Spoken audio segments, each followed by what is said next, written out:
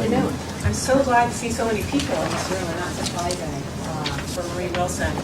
My name is Betsy Myers. I am the Executive Director of our Center for Public Leadership. And in my former life, where I was in Washington with President Clinton for almost 7 years, in a variety of positions, of which I had the privilege to work very closely with Marie Wilson, both in my role at the Small Business Administration, where I ran the Office for Women, and then at the White House, where I ran the Office for Women's Outreach, which is the new office. And in both those positions, Marie was a real partner and taught me a lot. I was very new to the women's community, and she was a friend and a mentor, and I admired her work tremendously. So it's a privilege today. And when I saw that she was coming, I was very excited about a month ago when I saw that you were coming to the school. I just wanted to tell you a little bit about Marie, and then we'll let her say some remarks, and then open it up for questions, because I know a lot of you will have lots of questions for her.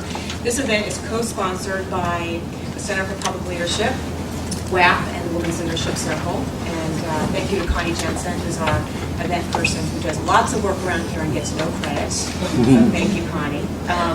So Marie Wilson has been an advocate on women's issues for 30 years. And as I said to her a few minutes ago, she's one of those women in the women's organizations and women's advocacy who just keeps on keeping on. And she has been steadfast in her advocacy, which is not an easy thing, let me tell you. For someone who worked in it for a few years and then I've moved out of it, she keeps on keeping on. And so it's women like Marie that have made a huge difference in our world. She became president of the Ms. Foundation in 1984, and in that organization she raised millions of dollars for women's and girls programs. In 1998, she co-founded the White House Project, which was a project to help get women in leadership positions, running for president and other high-level political offices. And in 1999, she founded the Women's Leadership Fund, which is a public education program to try to change some of the biases that people have about women's leadership. And I think from that, this got you probably motivated for the Vote, Run, Lead project, which is a national nonpartisan initiative to ignite the power of women's votes and women's voices. One of the things that I saw in my time in Washington was the numbers of women that did not vote. And we used to say that, I think in 96 it was something like 54 million women stayed home from the polls, some outrageous numbers. And we used to always say that if women would go to the polls and vote and elect their candidates that cared about women's issues, cared about domestic violence and breast cancers and economic equality and equal wage, what a difference we have in this world. But why do women stay home from the polls? And so I think this project that you guys are embarking on is so important. And will absolutely, this election coming up, which is so critical when you look what's happening in our country about women voting. So in this book, she just came out with Closing the Leadership Gap, which is a new book she'll share with us about. And we look at the Center for Public Leadership hoping to do some partnership with them and their organization, because we care a lot about young women and leadership at Harvard at the Center for Public Leadership. So Marie, it's such a privilege to be sitting here with you. Thank you. You're welcome. I'm going to stand if it's okay. I can just see you better, and that helps me too. I want to thank Betsy and Janet and actually Barbara and all the people, Swanee Hunt, and you particularly, who had us here, because we are on a launching, raging campaign right now to use this book as our mandate and our manifesto to really look at how do we change the face of leadership in this country by getting a critical mass of women into leadership, and thereby leading side by side with men, change not only how women can lead, but very importantly how men are able to lead in America too, and around the world. But our part of it is just this part, America. And I'm glad to be here because this project, the White House Project, that this is actually from, was actually born here in this city at the Charles Hotel, in a historical meeting where we said, what could we do that would really work in terms of women in the presidency? And I won't bury the lead. What we're using this book to do is to really get out there and again do something that a Harvard person advocated years ago, and that was Roosevelt Moss Cantor, for those of you who know Rosabeth. I mean, her research, I think, has been very important in having people understand what has to happen not just with individuals, that this country is so individualized, but what has to happen in terms of structure. It changes the opportunities for individuals. And part of what she said that I have never lost in the last 30 years of my work is how important it is to structure opportunity in for people. And that's the issue. We are going around this year, and Lauren Wexel-Horn is here with me, who is the national director of our Vote Run Lead work.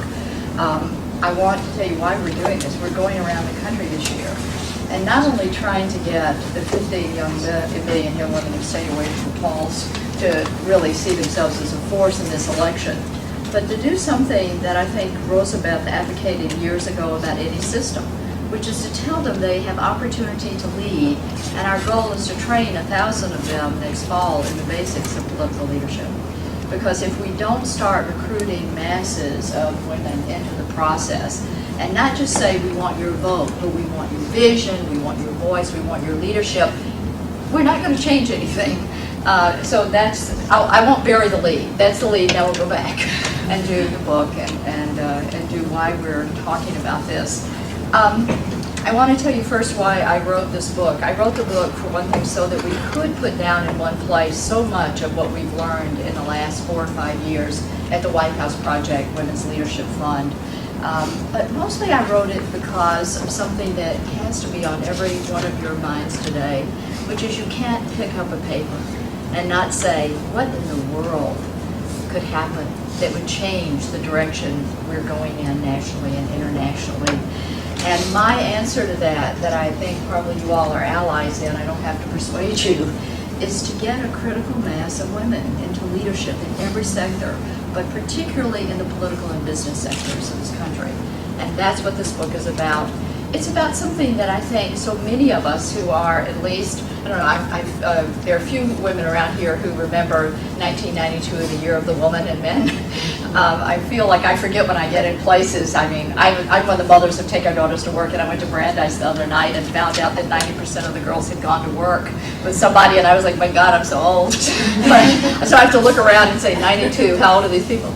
But in 92, so many of us thought that things were just moving, that, you know, the whole area of women's political leadership particularly was moving in such a direction, and that we weren't ever going to have to push it again. It was just off and running. And we were the most surprised people of all to find that the year of the woman was indeed a year, and that was it, because it has not moved. It is really stuck. One of the things that I hope most of you do know, unfortunately, is while we're asking Iraq, if and when we ever get to the government in Iraq, to have 25% women, we are 14% of the Congress of this country. We are at 20 to 22% of state legislatures, and I want to remind you that number has been at that for a decade like that, stuck at that number for a decade, 20 to 22%. That of the Fortune 500 CEOs, we're 8 of the boards for the Fortune 500 companies that so badly need women. It would take 25 years to get 25% women on those boards. And perhaps the number that most startles people, depending on the day, this number varies, but we're either 57th or 59th in the world with regard to women's political representation, behind Andorra, Slovakia, Vietnam, and all those Scandinavian countries. And this confounds folks when we're out there fighting and dying to be a representative democracy or asking other people to be one. And we are not yet, by diversity of women or by women alone, a representative democracy. So let me move right on to the good news, the bad news, the ugly, whatever. The good news that we are putting out is that we did some research right before we went out with this project and found out that we are welcome. In other words, 3/4 of Americans think that having women in politics and in political leadership is important. So the bad news is, guess what? Most people think we're there, don't they? I mean, what's hard is to change a problem that people think is solved. Deborah Rhodey of Stanford talks about this. She said we've moved from the problem that has no name to the no-name problem. And I think she first said this at a conference at Harvard. It was out of her book when it got widespread attention. Because what we're dealing with is a country that thinks that women's leadership is moving right along. They look at that State of the Union address, they see these red and green suits dotted, they keep people from going colorblind, and they say, look at all those women! And that's the problem, is that we are up against talking about something that if you sit down at a dinner table, people think, oh, that's done. So we have to do a couple things, because you have to do it in a way people can hear it. And one of the things that we found out is that what people don't know is just the kind of stuff that you all know here, I'm sure. And that is we have 30 years of research about women in politics, mostly about the state legislatures, but in other places, that show without a doubt how women, by and large, lead differently. Show that women think outside the box. How do we ever get anywhere if we thought inside the box? Show that women build consensus. Show that women go out and bring other people into the process. What could be more important right now? What could be more important than having people in the process who reach out and connect other people to democracy, to citizenship, to being a part of it? That is what women do. And that is what we need to let people know. And by the way, there's 100 years, there's so much research about women in business. The last 2 decades are just full of leadership books, I might add mostly written by men. But they're leadership books that describe leadership that will sound vaguely familiar to you in terms of, you know, who operates across silos, who communicates broadly, who thinks long-term, by and large women. And therefore, these leadership books tout all this wonderful stuff, but they never identify the gender. And, well, there is one, Tom Peters. If you see Tom Peters, he's going around the world telling everybody that if you want to win anything, do anything, lead anything, bring in women. So he's an honorary woman right now. But that's the truth. Actually, Dan Goldman, who wrote Emotional Intelligence, is a friend of mine, and I went up to Dan, well, I didn't go up, I embarrassed him publicly. I went to hear him speak on emotional intelligence when the book first came out. I raised my hand, I said, Dan, that sounds so much like women's intelligence. And he said, Marie, I'm trying to sell this book.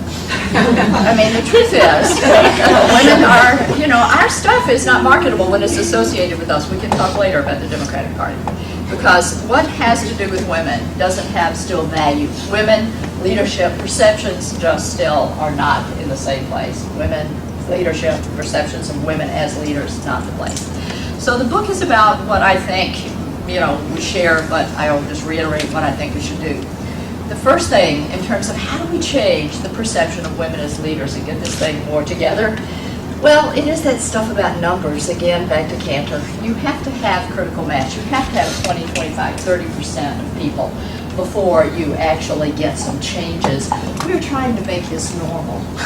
We're trying to make this normal. If you think about what Sandra Day O'Connor said when Ruth Bader Ginsburg came to the Supreme Court, she said for the first time it wasn't the justices and the woman.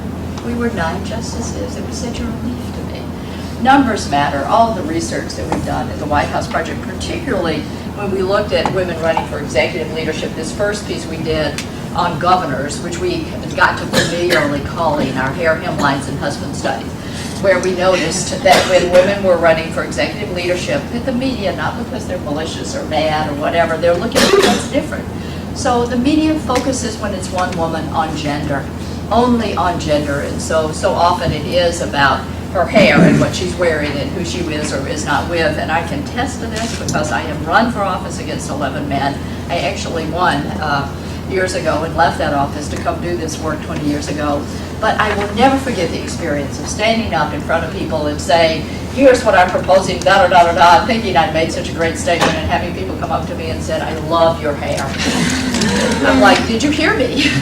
Well, I sure like your hair. And I have decided there's such a thing as political hair. Because Ann Richards and I have political hair. It's straight, doesn't move, it's curly, it's whatever. It's stiff hair, it stays in place, it's political hair. But truly, this is the problem when there's just one woman. When there are 2 women, we found that it is either a catfight or a comparison, like Blue Suits, Dark Blue Suits, he said, she said, she said. When there are 3 or 4 women, guess what happens? When there are more women, people go beyond the lenses of gender, and they have to listen to how we're different or similar based on what we think, what we believe, what we're policies, you know, based on our agenda. And isn't that the issue? That we want women in not for the sake of gender, we want them in for the sake of a new agenda, bringing more women in. So numbers matter. Just very briefly, there are certainly other things that matter. Political will matters, and we could go into this. You all have heard a lot about the stories because you are working in this school of women from South Africa and India and France who, you know, who really got the political will going in their country. To do this, it takes political will. It takes groups that support and hold women accountable. Because once women get in there, it's my experience, we're ready to blame them when they do wrong. You know, but we don't really support them to make sure that they know that they have a constituency. And finally, it takes culture. And when I put a chapter in the book on popular culture, I thought my editor was like, what? Women's leadership, popular culture? I said, look, we know from another Harvard woman, I feel like I'm going to do a Harvard day here. Connie Buchanan was here. I don't know how many of you knew Connie when she was here, a wonderful, amazing person who wrote a book called Choose to Lead. But Connie's the one who convinced me that the cultural ideal of women, no matter how much progress we've made in the workforce, no matter where we have come, is still that of wife and mother. Because cultural ideals die hard. And so if you want to change something that's in the culture, you have to go to the culture to change it. And media is right now almost our religion in terms of shaping our beliefs and what we think. I mean, I would hate to tell you how many people watch The Apprentice. I mean, and are dying, you know. This is where things are being shaped right now, is in popular culture, in films, and television. And I learned this from the most amazing woman. She was not at Harvard. It was Wilma Mankiller, who was chief of the Cherokee Nation, who really taught me something important about this. When I first came to New York 20 years ago, I went to a party where Wilma was coming to New York too, and it was astounding. I never met her, but men were plastered around the walls. And I said, what's wrong? And they said, well, Wilma Mankiller is here. I said, well, great. They said, well, you know, she got up and spoke, but she understood it. She had read the room, so she got up and said, I just want to assure people my name is not Mankiller. And people, whew, and then she said, it's White Mankiller. It could be her name, it probably is. But the important point is she really understood. She understood what was going on. She diffused it. She was a cultural genius, and she really showed me something that made me go to culture. And that is, she said, you cannot start where you are if you want to change something, Marie. You have to start where other people are. You can't start with your ideas, with your advocating, with whatever theories you have. You have to start where they are watching and listening and learning. And that is what our cultural work is about, and what we have to be doing is going to culture and getting movies made like Bennett Like Beckham and Whale Rider and all the ones that we've been awarding at the White House Project this year. Getting television, not to show leading ladies, but ladies who are leading, you know, who are really leading, and those are few and far between. And of course it means losing and taking a chance of losing your feminist credentials, like I have by creating White House President Harvey. I've had people at the Ms. Foundation who didn't speak to me for 2 months after that happened. But I actually have to tell you that girls in America have 8 to 11 Barbies. Most of them are princesses. They're lying around their floors in their bedroom mostly naked, but they're still princesses. And frankly, Kathleen Hull Jamison, a mentor from this project at Annenberg, really nailed it when she said, you know, Marie, you have to have a doll that can call a joint session of Congress. And so she's made her peace. But the truth is, we're about again to partner with Mattel and put her out. Not because I think she's a great model. I mean, for God's sake, she still can't stand alone, it says on the box, right? With shoes and everything. But the important thing is she stands in those rooms and with girls' hands around her, so we want them to see this. So you must go to popular culture if you want to change the incidence of women's leadership in America. And I know that we're a serious movement, but we have to be serious about where people are. And by the way, well, we'll talk about that later. There are many movies and documentaries out there right now. There's one on Shirley Chisholm. I just have to tell you, I just introduced this at the Full Frame Film Festival in the last weekend. And this documentary is so fabulous that I'm going to try to take it around the country, because we have forgotten that Shirley Chisholm went all the way to the presidency. She went all the way, 151 delegates. She was the strongest, toughest woman. She understood power more than any woman I have ever seen. And it was fascinating, because she looked at the documentary of the young woman who made it, and she said, my God! I mean, I think she was shocked at herself. You know, it's so good, as a matter of fact. And one of the things she said that I just pass on you right away is, people look and say this takes courage, and she said people have to understand, most people who think you have courage are just looking at folks who actually move every day in spite of terror. And I think that was a great thing for someone like Shirley Chisholm to remind us. Finally, I reread The Scarlet Letter. I hadn't read it in a long time. And it was a strange thing because I looked back at what happened.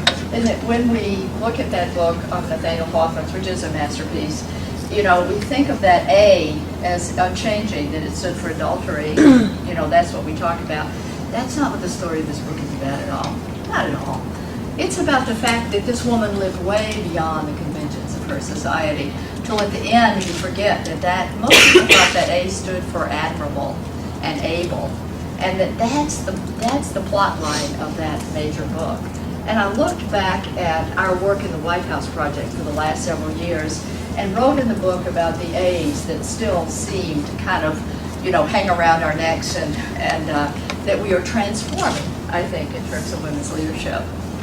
The first one I wrote about was authority, because women so struggle with authority. And just to give you two examples, I wrote about the media work again and our study of the Sunday shows where women are outnumbered by men 9-to-1 in guest appearances on those shows that, as you know, always create the news for Monday morning, always tell you who an authority is, always tell you who you can vote for, made John Edwards a vice presidential candidate in 2000 from having him on so often.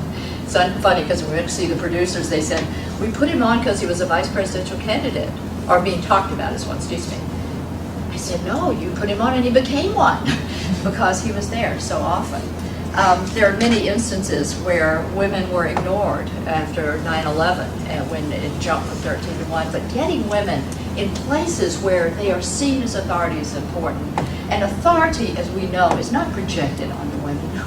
You know, we don't stand up and immediately somebody says, oh, there's somebody who's a governor or going to be so-and-so. They say, wonder what she could be. Authority is projected onto men immediately, and we know this from all the research we've done. But authority is also personal, and that we need to watch what we do with each other that way. I have a friend in New York who, every time I go to a party, she is so fabulous. Sally Menard, you know Sally? She introduces you, you know, and you're like standing there and she's going, this is Marie Wilson, blah, blah, and she's saying things and I'm like, God, I want to meet me. I mean, she's just doing that. She's authorizing women when she meets them. And so this is an important issue.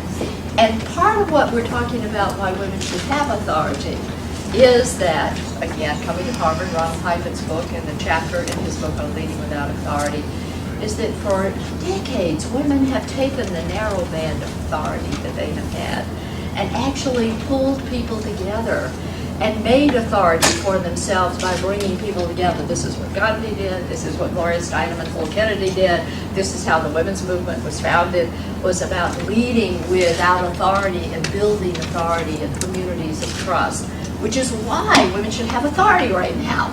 Because if there's anything that is needed in this country, in this world, it's people who lead by building communities of trust and building together.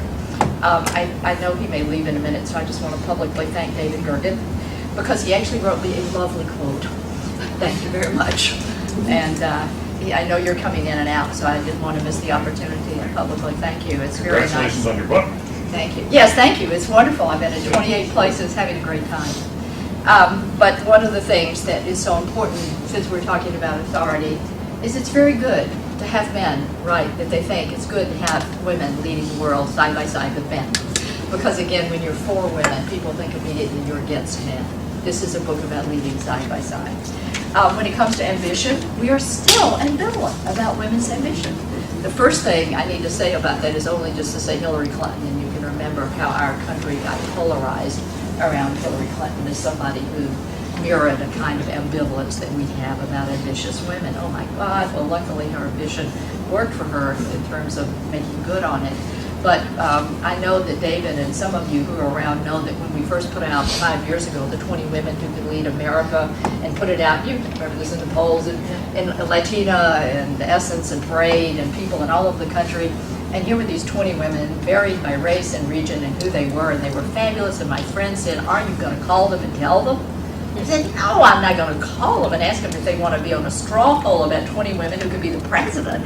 I mean, what are they going to say? And they said, oh, they'll be so embarrassed. And they thought they'd be embarrassed because we would out them as people who might be ambitious. Well, let me tell you, I called Mae Jemison, who was my first call, first African-American astronaut who could be the president tomorrow, and I feel very comfortable. So I said to Mae, you know, this is what we're doing. I'm Marie Wilson. We put you on the straw poll. We want people to vote. And she was like, yeah, oh, that sounds good. And it went like that the whole way down. What calls did I get? Marie, why am I not on that straw poll? Come on. It's that kind of like being so embarrassed. No! Women want to lead. They want to be the president. They want you to talk about them. I had a call with somebody, by the way, which I'd love your opinion on, which was about why aren't women writing Carrie? By the way, why aren't women writing Carrie? That was the phone call from somebody here. And I thought it was a great phone call because they mentioned the fact that men were writing Carrie about being the vice president. But she didn't know of any women that were writing Carrie, right? I know. I said, you know what? I don't think women have the luxury of kind of stepping forward in this particular environment and putting themselves up. I just don't. I could be wrong. We can talk about it. But I think it's a little different for women, speaking of ambition. And the worst place about ambition is we are stuck at the level of political ambition. And that is all the research that's been done about how men who see men out there in office and say, I could do that, and so they self-identify, 37% of them. But women look out there, don't see women, and say, I have to have somebody invite me in. Somebody would have to come up to me, and I'll pick somebody. Let's see. You can never do this without asking somebody. Would you like to run for politics? Sure. Good. Where would you like to run? Minnesota. Excellent. I'm in Minnesota. I'll help you. Great. Let's see. Now we got the candidate. Now I have no idea who you are. I'm just hoping you're real. The thing is, people have to be talked to. I know I ran that way. Somebody called me, and I've been doing work in Iowa for years. And a woman on the city council called me and said, Marie, I'm not going in another day if you don't come in and run. And I said, okay. But I would never have said, I want to run for that position, because I didn't come the traditional way. Women need to be invited in. Same thing with young women. Most of you, I hope, have seen the Eagleton study that looked at how half of all our political leaders ran for office before they were 35. Our governors, our Congress, our heads of state, our presidents. This is serious, and right now that cadre, that cohort of people who have run for office before they're 35 is 86% male and 81% white. Political ambition, and guess what? The men self-identified, the women said, I'd have to have somebody. They said, somebody asked me to run. So don't leave this room today until you've thought of one person that you were going to email this afternoon. That is my only request of you, and say, I wonder if you've ever thought about maybe politics at some point in your life, because it gives somebody a chance to say, I was with Betsy yesterday, and she said the darndest thing. She asked me, it's the way it goes, and we are stalled at political ambition, so this is important. Ability, let me just say two things. The abilities that women have don't get treated seriously. And that is a problem. And one of the things that I want to say, because I'm at the school and so appreciate it, is that I wrote about the work that was done on women YGPs, because I feel like that whole issue of what women have to bring to peace building, what women have to bring to conflict resolution, that is starting to be respected by the European Union, by the UN, but hasn't really taken root here, is so important. Women, as Joyce Fletcher at Simmons College says, their abilities disappear in the workplace. Not because they're not good, but it's when women do them, they get seen as mothering. They don't get seen as powerful. If you don't believe me, look at Giuliani, my very own mayor, who, I mean, no woman could have been a Giuliani and lived in New York or ever gotten elected, because he is a tough man. He's an all boy all the time, 24/7. But after 9/11, he added a touch of care, and we worshipped at his throne. Men can add nurturing, men can add bringing people together, men can add this stuff, and it gets done. But men who don't have power, and women, do not have it accrued to them as leadership. And Joyce Fletcher wrote about this in a book called Disappearing Acts. I actually recommend to you how women's leadership disappears. And so that, how do we really, how do we salute those abilities? And finally, if we were to actually deal with ambition and authority and ability in a different way, what I say is we'd get authentic leaders. We would get men and women who could bring all of themselves into the room, and that's what we're looking for. I only say, how many of you have seen Fog of War? Have you seen The Fog of War? You should see it, the McNamara film, where McNamara is going back years later and looking, and you see, it's so interesting because in the screen you see all of the disasters of Vietnam. You see the burning, the killing, the numbers of soldiers, the numbers of Vietnamese killed. It's astounding. And later he talks about what he tried so hard to do, and one of the things he says he tried so hard to do was to keep his heart and head separate. He tried so hard to keep his feelings and his thinking separate. And he feels like he tried so hard. And you want to just go up and tear the screen up and say, that's the point! That these things cannot be separate. These things can no longer be separate. That is why we have to have authentic people, men and women. Everything that the women have done to change things in the culture and in real organizations has benefited men. We need to remember that. I want a whole advertisement that shows everything that women have changed policy by policy, and underneath it says, this opportunity was brought to you by feminism, and it will be about men. It will be about men. Claudia Kennedy told me the greatest story lately, the general, who left the Army a couple of years ago, highest Army intelligence officer. She said, Marie, when the women came into the Army, we had to change the shoes. Women couldn't walk in the shoes, they couldn't run in the shoes. We changed the shoes, went back and asked the men. They were like, oh, the shoes have been awful. Their feet are deformed. I mean, they haven't been able to run in the shoes either, but did men get to say this? No. Women had to say it, and that's what's wrong. Our politics, our Republican and Democratic Party, in my estimation, are stunted by being the male and the female party at this point. And I think it's something we really need to look at. Well, finally I wrote a couple of stories. One, I wanted people to know what could change, and part of it was like the women of Pittsfield, Massachusetts, who last year at the picnic, got together, said their community was dying, the men were having fist fights on the floor. We don't have much of that, but it does happen. And that the community was dying, and they decided they would run some women. They called it We've Had Enough Nonsense. And they just took charge. They took charge. They went out there, recruited the women they wanted. They said, we'll take care of your children, we'll take care of your household in any way you need so you can run, and we'll do it after you win, if you win.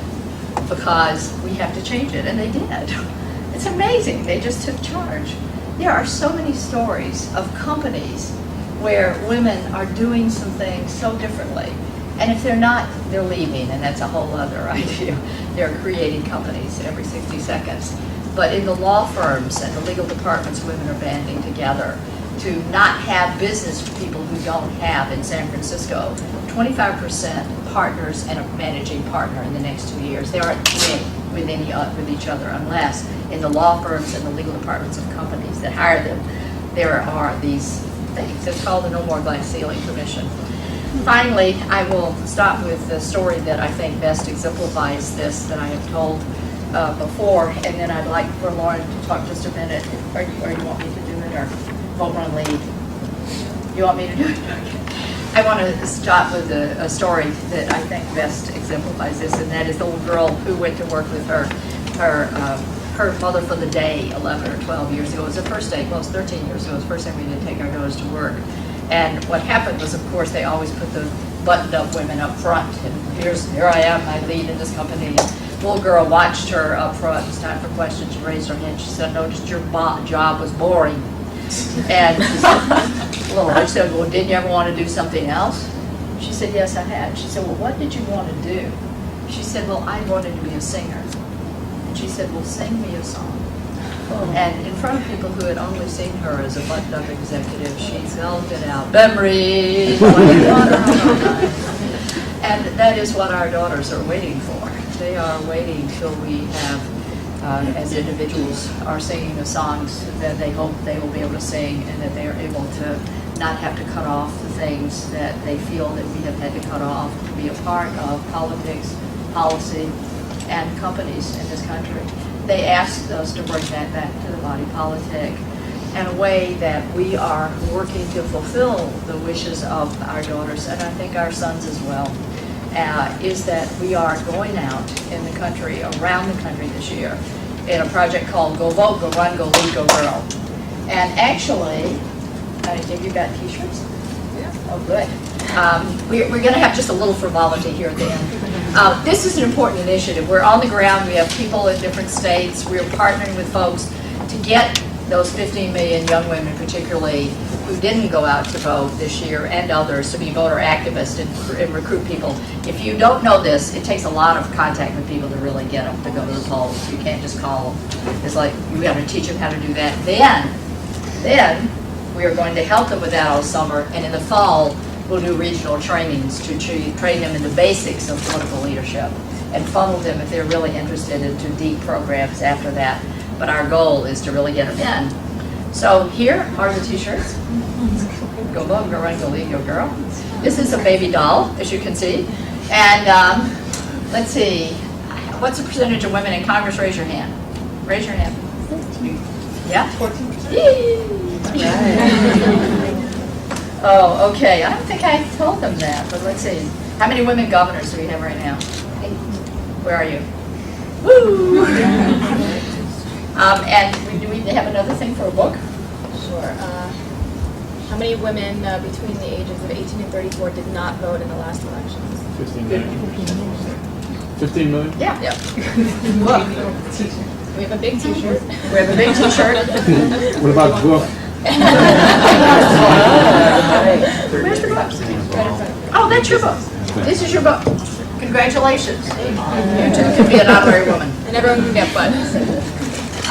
That's it. I'm excited about being here. I want to hear your answers as well as your questions, because you all are thinking about this stuff all the time. Thank you so much.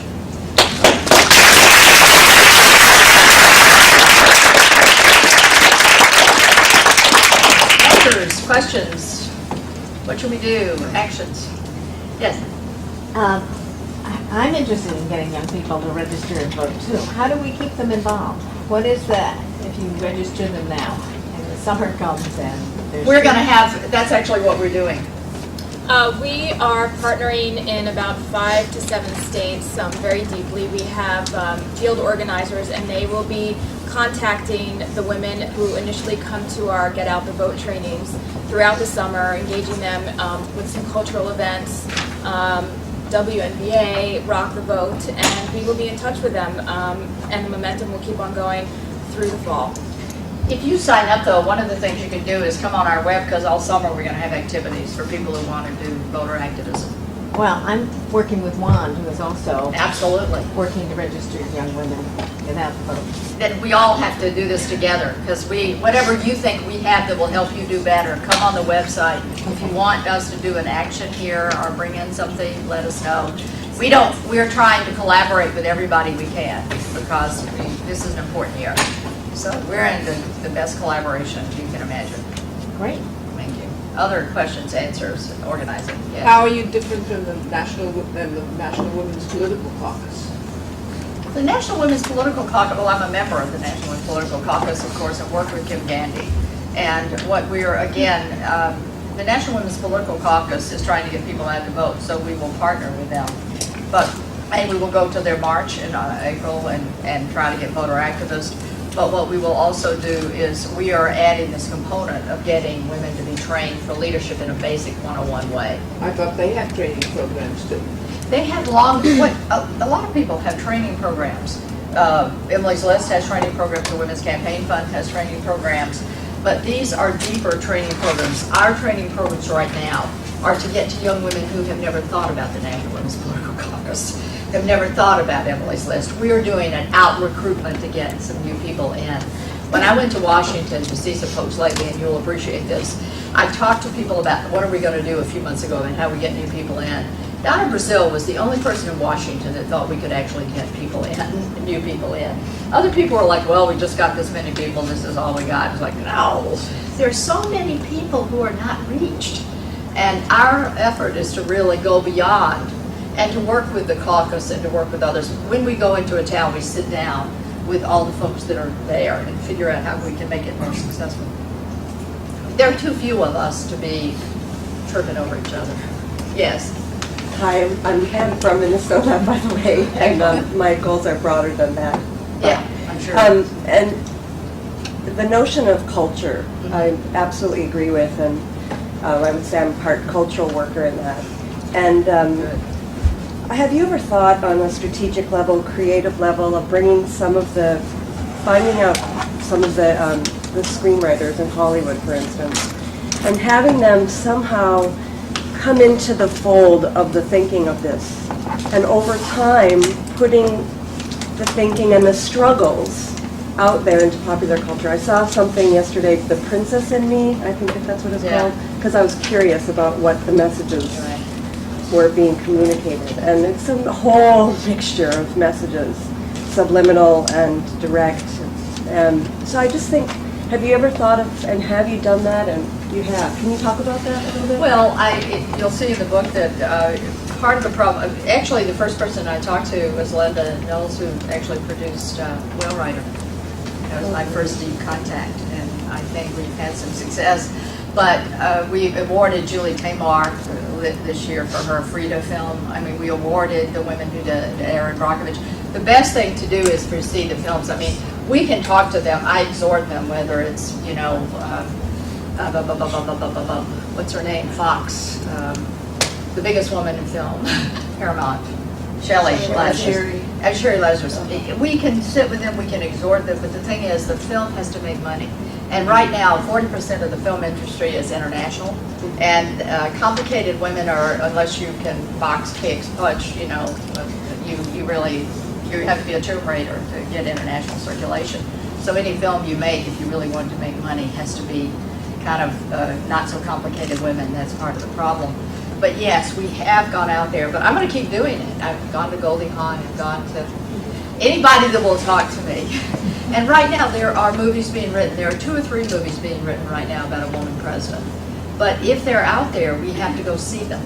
Because remember that film that came out, The Contenders, which we also awarded about the vice president? If you saw how it was pushed out there like it was a movie about sex, not about women's leadership. Do you remember the trailer? It was like, you know, what did this woman do or whatever. But it's hard to sell, and there are now people writing kind of action films about a woman president. And if they get produced, again, I think the best way to get this done is have them seen. The other thing is when you look at 24 and the success of that television show with Dennis Haysbert, who is really paving the way for an African-American man to be president by his wonderful portrayal. You know that if we got a good television show or 2, it would help. So, but all comers are welcome. I met with somebody last week who's got a film. So we'll see. But thank you for thinking that's the good idea. And if you see somebody, keep talking about it. Yes. I was going to ask you, I think it's also a problem, you talk a lot about getting women to vote and getting women to become involved in politics, and I think it's also a problem that men don't see women as leaders. And do you think that there are maybe, you know, you talked about strategies, you know, to encourage women to get more involved, and do you think that there are different strategies for getting men to see women as leaders and to actually vote for a female president? Well, I do think the primary strategy is, again, culture and numbers, because men watch television too. And when they see a very tough Supreme Court justice on West Wing, that's good for young men. By the way, the underground strategy that I'm pushing and that we award is women's sports. It's not just because of the way women play sports, but the way that young boys are wearing the T-shirts of women who are running up and down the court. The 2 areas that are hard for women, or women have difficulty, particularly in executive leadership, are persistence and toughness. And so when these little boys come into the WNBA games in New York and they have on all the T-shirts of Becky and Teresa Witherspoon, etc., I know that that's a long-term strategy for change. So some of these strategies are ones we wouldn't think of. The best strategy is getting numbers of women, because, you know, men, this is a systemic thing. And so if we can change those numbers, that will change it. But also, again, to get more women who are seen. When Glenn Close played that tough role in Air Force One, I mean, she moved us closer than a lot of stuff, because, again, it's that normalizing it. It's not that men aren't willing to follow women or have them lead. It's just not normal, and so there's this like, we don't have experience with it yet. But if you have another strategy, I'm open. And we got to get numbers running. I mean, the other thing is to get numbers running. Let's start talking about the women who could be president in 2008. I mean, just talking about it helps, yes. Yes, ma'am. Because of the correlation often between the women's movement and the Democratic Party, what do you have in place to avoid this from being another issue that polarizes the country more? So that you get both Republican and Democratic women out there, not... Well, the first thing is you choose a state like Maine. So you go in and you have two, really great Republican women who are in the Senate, who are in Maine, Olympia Snowe and Susan Collins. So you're on the ground, you're traveling, and you're highlighting the women that you want to see in power. So you have to do that. The second thing is you have to go out there and remember that young women are by and large, I think almost 40% independent. So they're not as interested in hearing about your parties as they are your policies. They want to know what you think, they want to know what you believe, they want to know, and we can talk to them about the issues they think are important. But most important, I think we have to assure women, and this is not a party thing, we have to assure women about their own ability to have enough information to vote. I mean, there are a lot of women who don't think they can vote. So if progressive means democratic, then that's an issue. But frankly, I was mentored by a woman named Mary Louise Smith, who was chair of the Republican Party under Bush. It was only because I knew her from Iowa. And let me tell you, there are some very progressive women on both sides of the aisle. And if you look at how things change, one of the most interesting stats that never gets quoted in America is that Republican women and Democratic women in the state legislatures vote more alike than Democratic women and Democratic men when it comes to family issues. So there is a cross factor here. And on the environment, over half of all the women in Congress vote well on the environment. We have to find some issues in this country that progressive Republicans and Democrats can get together on, because you don't get parity in leadership unless we can cross party lines. And we have to do that in a way that's integrous. Could I make a comment? I'm a coach, and I coached a women's sailing team to a gold medal in the '88 Olympics. And what I learned as they went through this process of getting up to speed to win was about the way that they did it. And the way that they did it was very methodically, and they were able to integrate all the components that it takes to win without sitting in judgment of it as much. Was this a women's team? This was the women's team. We've had other women's teams that were put together for other sailing championships that have fallen apart because of their group dynamics. But the Olympics ones didn't. And right now I'm coaching high school sailing. The women, because of the nature of the sport, the physical components aren't there. The differences aren't there. But the ones that are leaders rise up, and they lead in all different types of ways. How they lead is very much different. And having the coaches acknowledging them for their leadership is something that our coaches don't do. And it really helps, because all of a sudden these people realize that, yeah, they're leading. They're making decisions that are changing the results. So. That's interesting. That would be a good project, actually, to look at the coaches, because coaches have so much power. Right. Coaches are unique because they deal with kids at a different level. Right. Full component. The physical, the emotional. Absolutely. All of it. All of it's there. And that's the great thing about sports. It brings right. everything together. And there is where you put the training ground, because you allow them to compete, and they come up with their own ways of competing rather than others, and then they can think of that. I think that choosing battles is not the way it goes. I think that your battles choose you, and they find the things that they say, oh yeah, this is my thing, and they go. And then all the other stuff falls by the wayside, you know, it just, you know, it just doesn't matter. That's funny. That's a very nice piece about the two shares. One of the insightful things about Joyce Flesher's work in her book, Disappearing Acts, that make me think about this is, in a way, it's another non-traditional area for women. She studied a group of women engineers, and the women engineers were bringing the process to fruition and leading in a way that was different. It wasn't what we usually think of as leadership. They were making sure people stayed connected. They were going out and doing it in their own ways, and at the end of the project, even though it was a success, what the women did was not seen as leadership. And so part of what we have to do, which is to answer your question about leaders, that's a very good question, is again to have people start to review what is leadership itself, and that will also match with women. And part of Joyce Fletcher's work that I recommend to those of you who aren't familiar with it is she calls it post-heroic leadership. And with the idea that we don't need another hero, that what we need is to acknowledge what leadership really is, which is a deep process where all kind of people are moving in. And if we aren't beyond post-heroic leadership, or think we should do it by now, I'm in terrible awe of the future. Yes? I'm Julia Stiles from Follett School of Public Affairs in Wisconsin.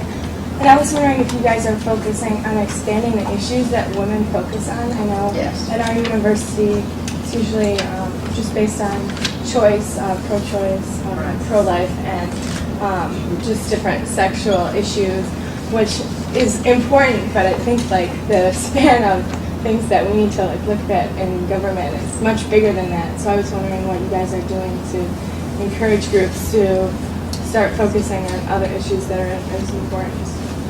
Well, I think there are many issues out there right now that are very important that women want to know about, and we're looking at the issues around the economy that women will want to know about, the issues around education, and the issues, I tell you, one of my pet things, if we can ever get it done, which I'm sure you all completely understand and appreciate, is how we get women to understand and trust their views on foreign policy. Because all we know, and there's not near enough research on this, but all we do know about the way that traditionally women view, for instance, foreign policy is that they vary in that they are more interested in actually being able to negotiate than they are in military.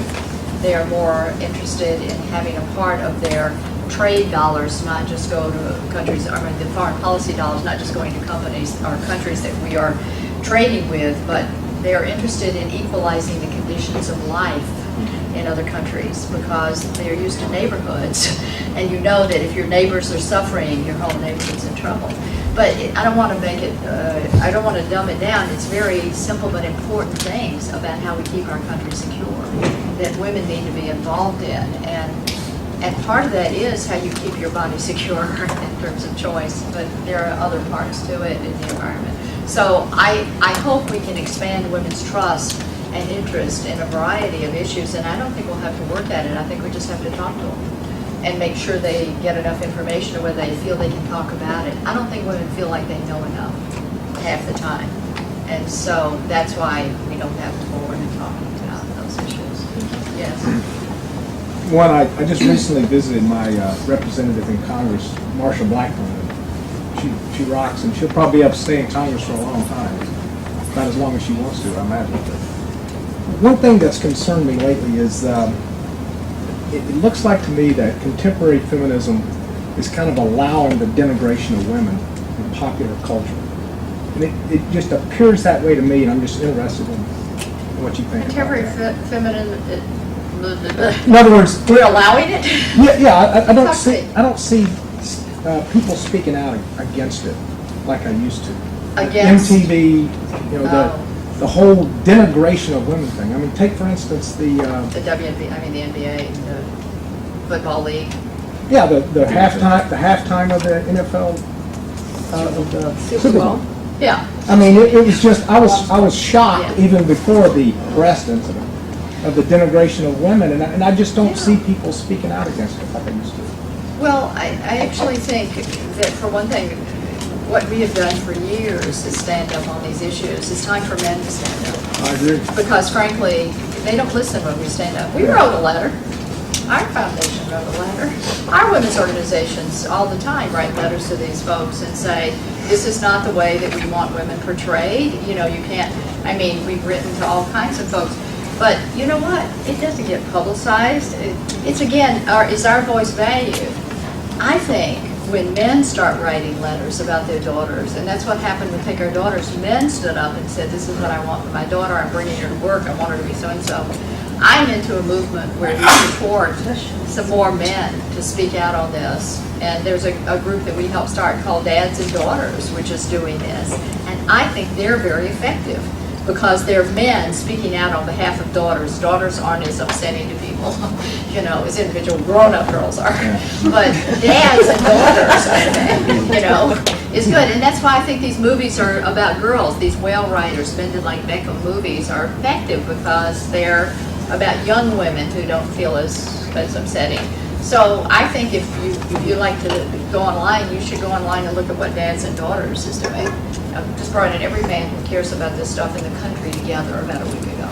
And there are wonderful men stuff going on, but men get marginalized when they do this too. So you guys have got to get together and figure out how you engage men. How do we have an honest and frank conversation about men and women without pushing them away? Well, I want to validate what you said, and then we'll close. The most important thing, one of the most important statistics in the country comes out of Radcliffe, again, part of the family here, which is that 82% of adult men are willing to trade money to get time off to be with their families, young men in America. And 60% Families at Work Institute, 60% of the children who plan to have children are boys, and they expect to stay home early with their children. That's why we're doing Take Our Daughters and Sons to work in my other hand at the Mace Foundation. I'm wearing my White House Project hat because we want those boys to go in and say the workplace is changing and we expect to have a different workplace because, again, they can hear it from their sons. But for you, I think what we've tried to do a little bit that is a good strategy is to have a kind of parity of women and men at dinners. We've had dinner table conversations with male leaders and female leaders together and said, this is a fact-finding mission. We're interested in where you are with regard to women's leadership and why you think it's not moving. And not having it in a big public meeting, but having small dinner parties where we say to people, you know, what do you think? And by and large, these men will be very honest. They start by saying, you know, let me just cut to the chase. I'm scared about what I say. I'm going to say the wrong thing. And so I think that there's got to be conversations that are held between women and men talking about how we move this along together. And I don't know any other way but to start to really make that happen and gain male allies. But I think you really have to remember that, again, every time a woman like me stands up and says, I want to see something happen for women, the immediate thing is you don't care about men. You know, and it's like, I have 3 sons, I don't love them though, do I? You know, we have all these, we have sons, we have daughters, who was it? Laura Liswood's film just speaks to this so beautifully. When Vigdis Finnbogadóttir came in, I don't know how many of you were here, and she spoke, who was the president of Iceland for several years. But in this film, this most poignant moment where she turns around and says, you know, men have led in politics for years without thinking about women. But women would never lead without thinking about men. And that is my experience. And I don't mean every woman, but I think by and large, women have had to think about everybody. And I think that men will think about women too when there are enough women at the table and they're hungry to do it. They just don't want to be marginalized either. Okay, that's enough.